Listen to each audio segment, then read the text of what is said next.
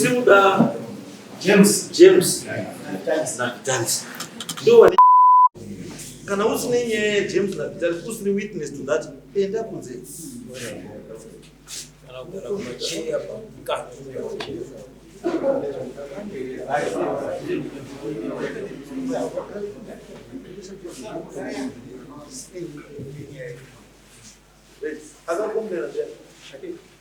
akamangara ndini ini ndakatoro munhu wangu nemunhu wangu ndimutera musoro izvo ndingokumbira kuna imwe mambo wangu baba wangu hatidi pamunhu ngosumudza ruoko hatidi zvendikutaura ndezvechokwadi tizoona kuti munhu uyo wadi urikuheri uyu wakatora munhu wangu atora munhu wangu akapenza neusiku ino ndichibvunzirai kuti chikonzero chakaita kuti atore munhu wangu aibva apenza neusiku chaiwe chei Israel atitangiri padumbu. Tinokuzoudi chiri kunetsa chikuti muzoti munda ngewe uya chiti ngewani. Munda wacho wakambobve zvakatangira pa. Ndoba isumo taigara nayo mission farm kugara pa. Taimboti tiri manhando na lady. Kuzoti muna nani tiri 66. Brother Peter aibva ai ngofana muri ne kana wandochata bezi ngofana kupiwa munda. Ndinowaizonga atipegera munda manje kuti munda wako uyu munda wapa pasina kwana maika apa tikuwedzera basa ino apo takawedzera basa tipakabva vaiti ngepangu ilogore rapere na 2020 imimi pakumakapiwa nemission akapiwa nemission ndiso anokupedzisira kupiwa ngemission isati yatorerwa kuti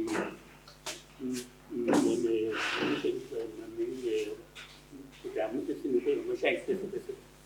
Okay. All right. Can I come? Sorry.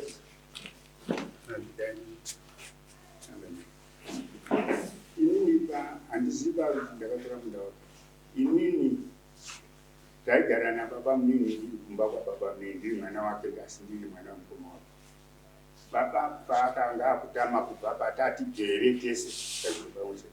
Akuenda pakatambanuka. Akandipa munda kuti tsara nepamunda. Isai makore munyadzi. Makore akandipa. Ndikati ndakapewa wili yangu na baba munini. Ndiye akanipa kuti rima. Saka apataura ni baba munini apakandipa. Hana mudhara kuti pane mumwe ndakapazva. Izweni hapa hizo. Imimi amustori original owner. Wetland. Ndoche kutana. Imimi makatopiwa. Which means kuti munhu akakupai aifana kukakupai the correct boundaries. Ndopa nyaya kuti munhu akakupai and akakupai here the correct boundaries kuti pamwe tokutangira pachipirira apa kana takangoti muzukuru ini ndazofa utora zvesengezva ndakanzi kubva apo kuguma uko ndikwa taizo kuti atibai imimi iye akanga apiwa kune mission baba munini wake wakanga akanga apiwa kune mission because uyu akapiwa nemission iyi baba munini akanga apiwa naye apa handizi kuti wangapiwa nemission asi shono asi mumission because mission mtesi mukona zvinhu zvakwenza kuti ndiburitse chamusa kuedza kuti ndiburitse kana chekuti mission kana iri kupa vanhu mission ine map andizvo mission ine map yekuti izvo tikaenda kumission kofudoti hapana mission inotokutora kuti arikutangira padhumuri kusvika padini kubva apa kusvika padini because kune maoffer letters mission haingopi munhu zvisina record mune masabhuku ere mission masabu masabhuku zvakafanana nesituation yemoto ndo situation iri pabonda bonda kutori nemisheri kubiri kunana story kunene dheri kuya kwese kubira kunhimweni kudai ese imisheni yese kunana mawadza kwese imisheni iya yese asi misheni ndiyo yakapa chii ndiyo yakapa wanhu asi muarea muri mumisheni asi matone chii masabhuku atomabhineja kutokondorwa nemasabhuku although hiyembe mune zvinhu zvamunofanira kufambisata kumisheni zvinge zvida kuti vamubi mukatimo saka is the same situation nekwamuriko kuzimbabwe imission saka mission ine record yekuziva kuti vanhu vakapa mastand ndinhingi naningi naningi naningi. Ningi takamupa pakakura zvakati, ningi takamupa zvakakura pakati, ningi takamupa zvakakura zvakati. Imimi zare ndi makapiwa. Ini ndakapiwa. Imimi makazogoyo. Yes. Ndo ndakapiwa. Ndo difference. Ini ndakapiwa ndi baba munini airima pati yelendi iyoyo. Zita renyu mimi kumisheni hakuna. Kune rangu zita ririko pandakanga ndapiwa tauri story yacho zvakaita sorry daro. Pakapiwa baba munini panga kugara. Inini ndabva ndaenda kopiwa paside pacho. Ndo vanani na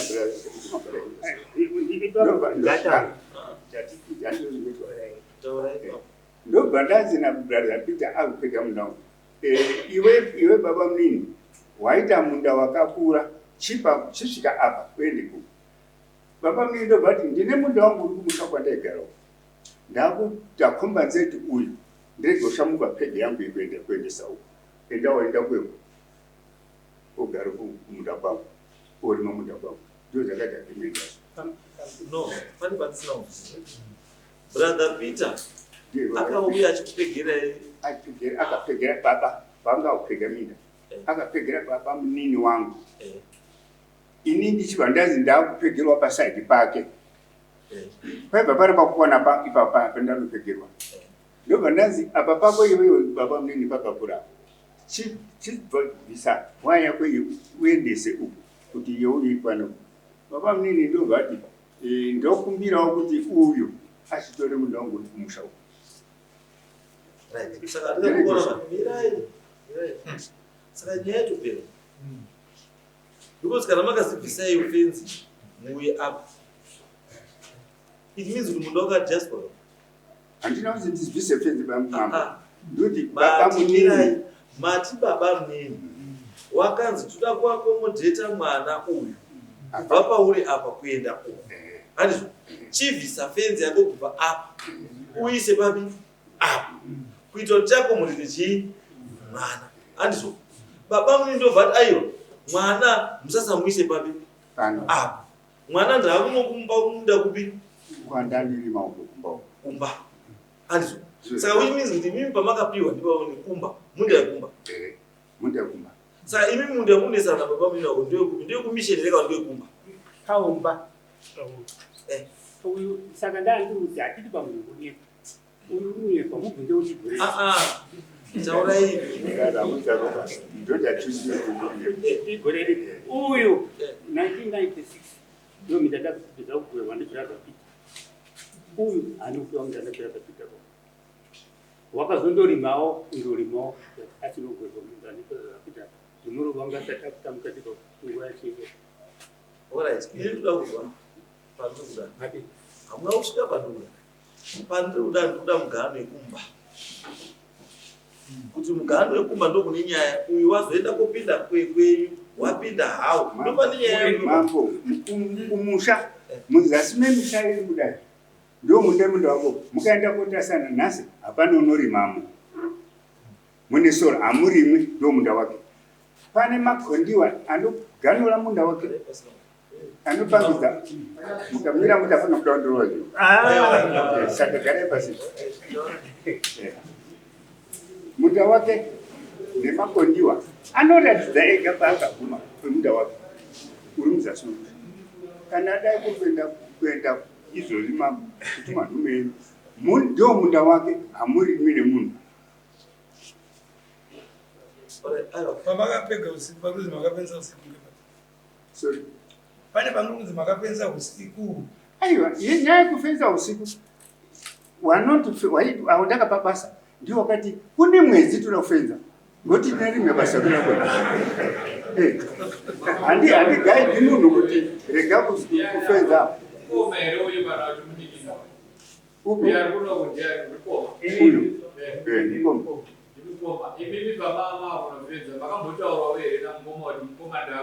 Angasiri kugara kumarisettlement. Taonana pano. Saka mtotauri mese.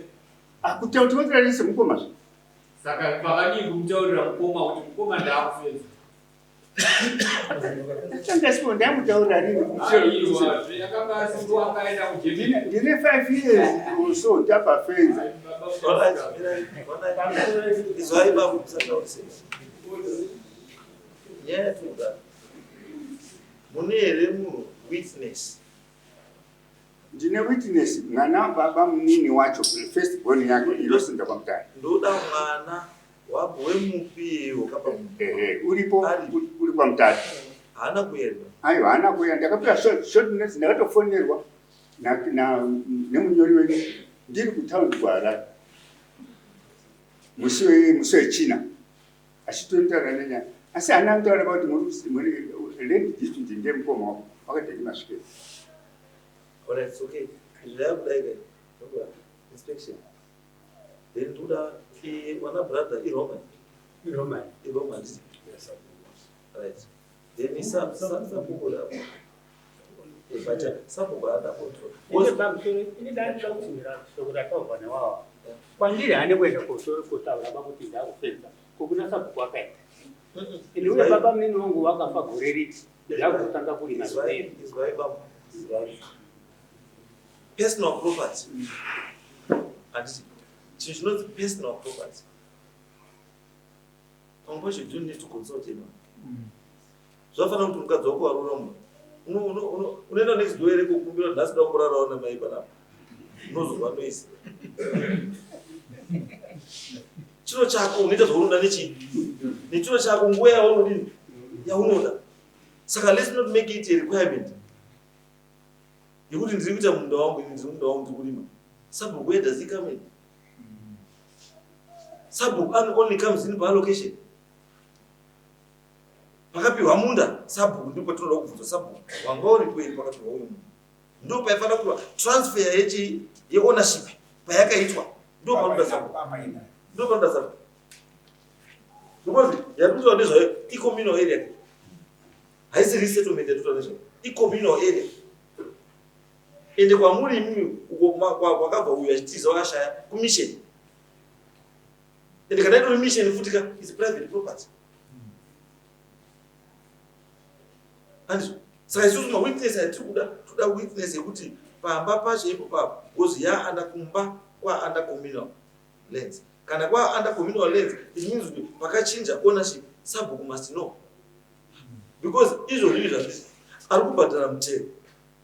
Wepamba ipapo ndia kubhadhara mtero ndini ndakasira mukoro wangu yapo ndakabhadhara ndini ndakabisira mukoro wangu ndiwa kutera mtero sibogara mukoro ibi murubhadhara mtero wese mbiso ndiri kuerengwa se household yamu zviti kunzi kune yama household mangani esapo ndiri kuerengwa ini. Ayo. Ko permits makapiwa. Atisa takataurwa satatu zvaya panyanya permit asatatu. Pakanzi council washaziva vachipega vega nemakamba kuita permit yacho. Permit wasupega. Permit kungotora GPS yekuti mimi pamuri ndepei panotangira kusvika. Iwo pamotora GPS yobva tongomaka macoordinates kuti apa ndopei wasatatu. Saka wasati wasvika because nyaya yemapermits ndiyo ichabudzisa kuti chokwadi chekuti boundary uyu garo unotangira paunopera unopera. Inenge kushamiswa kuti arutaura uzi custom. Ndakwaso kuenda kuenda padro. Nawe yairima pamuza pangu. Ini ndakaona kuti mumwe wangu ane pekurima pawo. Ndikamupa kuti mimi ndiri kutambura murima rako. Akarima kwe 2 years. Pakange pai pakeri. Munino mudada akatanga ari kanzu. Carai faz. Munina wakambopiwa pekurima ndimukoma. Zokorola. Dati makambopiwa ere pekurima ndimukoma. Ndichangobva kuroora mukoma awa wakanipa pekurima 1974 kuzosvikira ndaitawo pangu ndokuzobva kwandakaita kumunda kwandakanga ndapiwa ndimukoma. Asi baba wakapa mukoma awa wakanga wachipo handina kupirwa pekurima na baba ndakapiwa nomukoma zvinoratidza kuti ava wakanga vane simba rekudipa nokuti ndiwo wanga vari wedzi David Nyasimbo. Imimi paakapa uyu akambokutaurirewo here kuti ndapa uyu pakadi uyu paakapiwa nani ndibaba munini ndibaba munini yes baba munini paakapa uyu akambokusuma here kuti wakomana ndapa apa neapa ndapa uyu havana kumbondisuma ava mukoma ava vane tsika yekuti pavanoda vanotora kana pangu pandainga ndichiri magadheni wakatora miti yangu wakatema mudzimai wangu uri papa mudare mukadzi wenyu mukadzi haakwanisi kuita witness yenyu mudare renyu hazviiti because kana nemiwe nhasi mamuzvarukuya kudare hani saka usiku wanhasi marara muri kutaura chii anga mamurinongera dare renhasi nemukadzi wenyu muri tu nhasi muchiti mukadzi yeyewe marara usiku wese kurongera dare uri magumbezi makafukidzana nhasi uya kuita witness kudare hazviiti bamwandii but anyway isusu will get to the bottom of this case kuzvinisa zvakati because chikunesa chiri kutore hama kukoma nemuningira same father same mother munetsana namunda hazviti zvimwe zvacho zvinoda kuti family level mukwanise kuzvigadzirisa zvingadare ba unotongoti mhuri ngatigadzisa ndokomana iwewe shamba taura chokwadi iwewe taura chokwadi muta tinoziva tise because hamuna zvamunitaura because wana mukoma mese muri fai wakomana wese wana baba wamira kuti wana baba mira igare pasi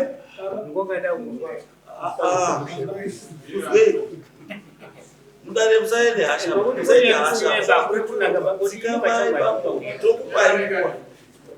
tokupai nguva baba tokupai nguva tiri kuti isusu hatiti mukona nyaya yacho kuti uyu kana muri mabrothers masunga mese muri 5 murimbo mesa ndi muri ndani mabrothers muri 5 mese amusuziya here kuti uyu ari kunyemba ndeni pakati because mese makakura ka paseme mimba ipo paseme musha ipo mukalocate pa same misha same minda ne the same people so you are telling me kuti mese muri 5 brothers amusuziya kuti ari chokwadi pakati pawo ari kunyemba ndeni amuri kuziva ba saka anotaura kuti zvimwe zvacho wakomana hazvidi dare bai hazvidi because maakutotipa picture yekuti zvatati tichiona kuuya kune munhu wakufa kuya takutoona kuti ndosaka maizowirira sei kofamba imi mutadza kuwirira pamunda maizofamba mese sei mutadza kuwirira pamunda zvino zvatotirakidza kuti aiwa iwe joined family amuwirirana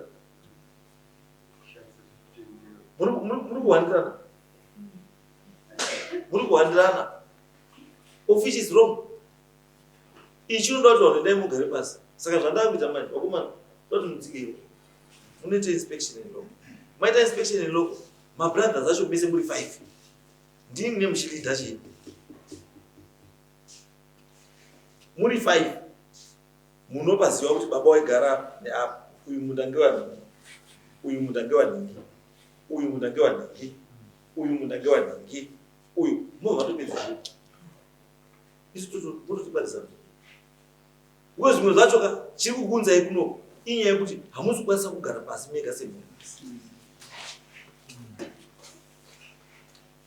angamukwana because ichi chinhu chasingadeiida chaida mhuri kungogara kotowirira kuti anoaiwa muningira zvakaita vanhuosada iyo zvidatozvandikaona kutore nemwe futi yekuti wakatora gadhinana handisi itori imwe futi yekuti wakatora gadhini andikuona but is it necessary kuti mwe kuno mutora nenyaya dzekuti ndakatorwa gadhinana mukoma nemuningira aiexpect kuti muke muchipana asina muchidiri muchipa asina wokumbira anechi anacho noti kuginya fura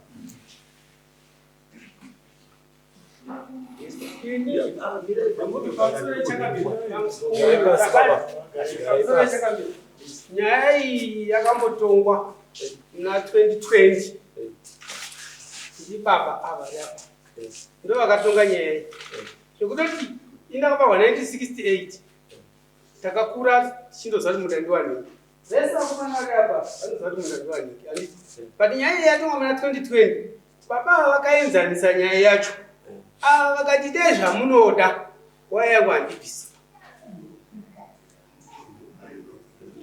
plus zvavanoita ndezvekuti vakaisa poa parinenge raora vanouya vachichera futi vachienda izvizvi vakatema misambvu iri kuzasi kwepavakagumira and we know next step yavo ndekutsika ikoko pane pakagurwa waya pataienda kwamasvikeni pane pakagurwa waya yawa and munoza zvinhu zvinorwadza saka baba vakatonga nyaya vakakurirwa asi ndo sabhuku ndo mukoma vanhu vese ndo baba vedu ini David M ava ndi David P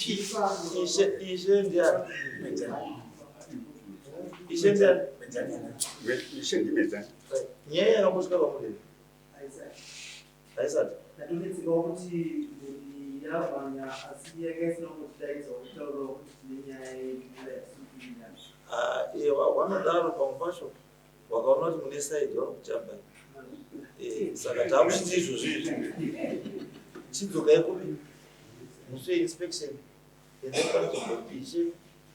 ishe sabhuku nemhuri then wakomana vasati vaenda mavakatiti unotsigarei nyaya izvezvinoteva mambo ndaikumbirwa ipapo kuti muzondipo wazondipo mukana kuti atituka musakatira ndidaidze wandataura kuti uri pamutare ndazonga adipo ende mukaona pano zvitotangira baba ndepekuti muno ane nyaya wacho yakwana ari mudenga pane chaari kutiza because kana uriwo ndowakapa uchiziva kuti tizive kuti kune nyaya iri kudari kwamambo inotiziva kuti ndiye ndakapa haupo pane zvazvinotitaurira saka anyway it's okay ipai chivyamwa padhita kuti ndinotsigai